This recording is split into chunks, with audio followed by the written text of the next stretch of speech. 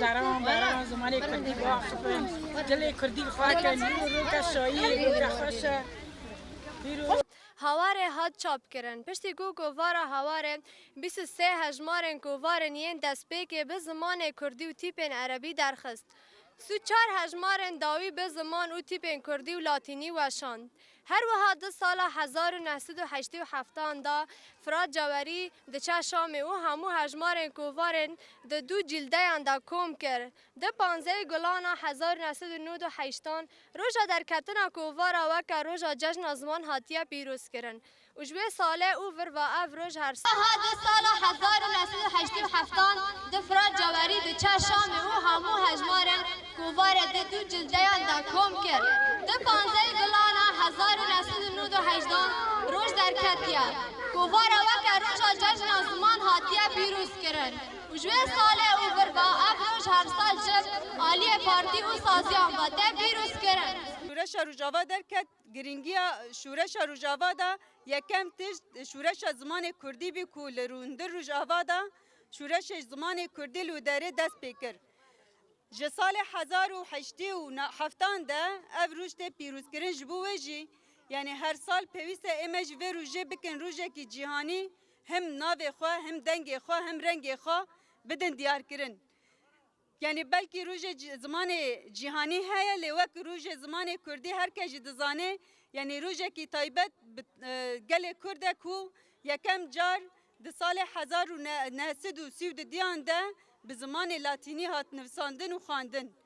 به ام شوایا امجی و روژه پیروز دکن و روژه لهمو گل کرد و لهمو گلان پیروز دکن وقت جشن زمان جبر جشن زمان ام دبیجن جشن گل کرده اما جشن زمان جبو همو آلیانه چه کرد به چه عرب به همو پیکاته به و گریداینه به همو پیکاته و گریداینه جبو ویجی ام و روژه لهمو کسان پیروز دکن و جشن زمان لهمو آلیان پیروز به سرکفتن راست خوش زمان من او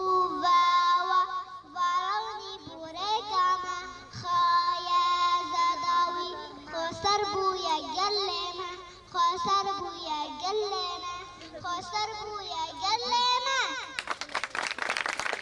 جبو گوهدار کرنا و سواسیا ود کرنا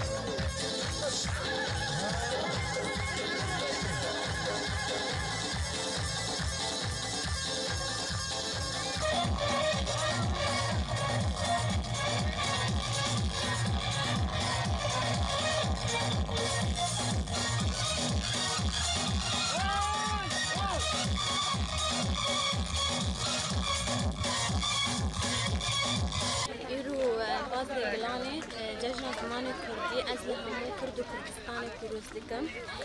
جبر کل زمان تشتكي هاري گرنگ ناسنامه مروفه پیوست ام ده زمانی بپارزن و ام وقتجن يعني به زمانی بپارزن و هر دم پی بآخوزن